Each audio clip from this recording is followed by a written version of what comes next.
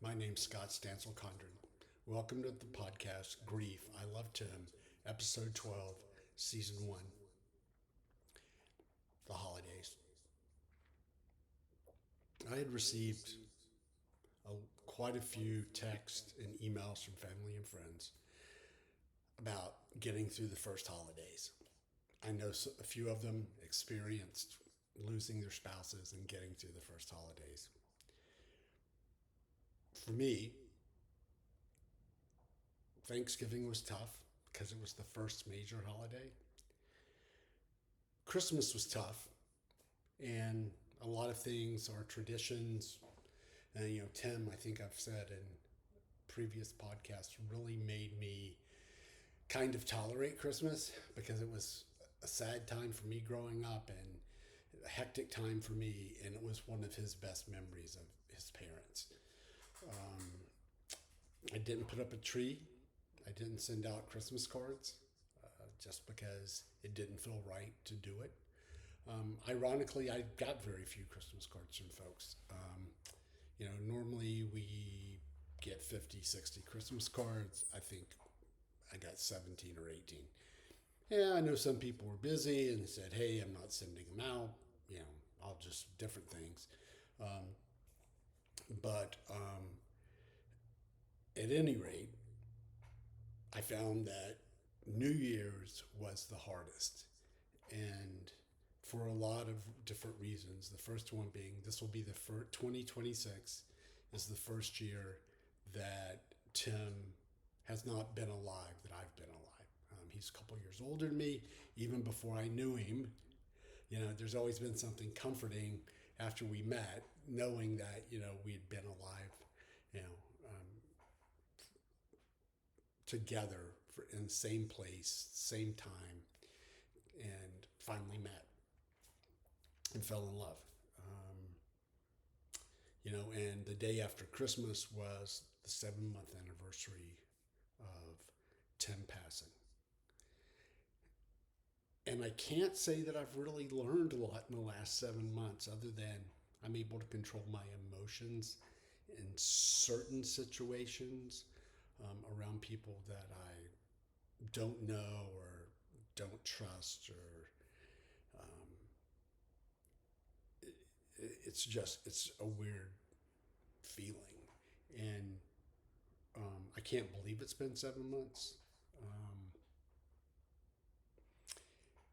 and as I'm looking for one thing, I find another thing of Tim's, or something that I was looking for that was ours, or, um, I ran across this photograph of him from probably his early 30s, and he looks like,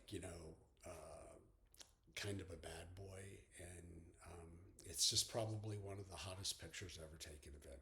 And I ran across it, not necessarily looking for it.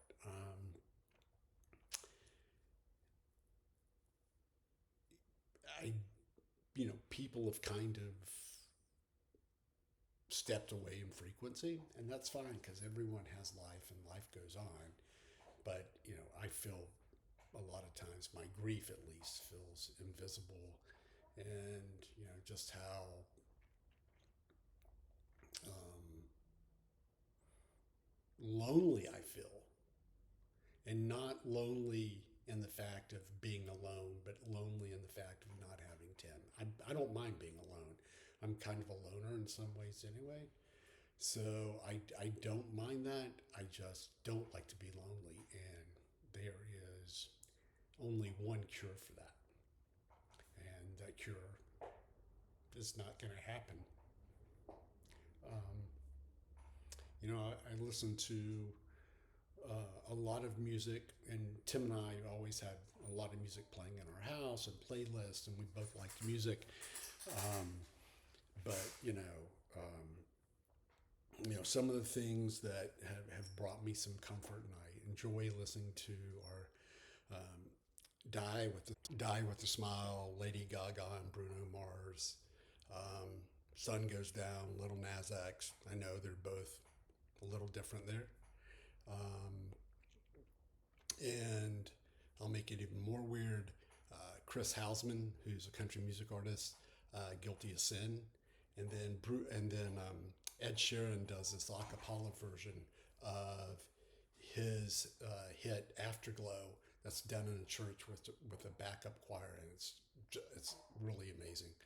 Uh, so that's kind of how I've coped through the holidays.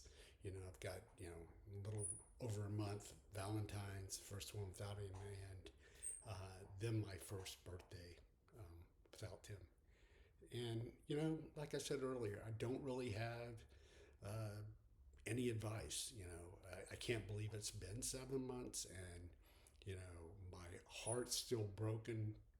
I still diaphragm cry, and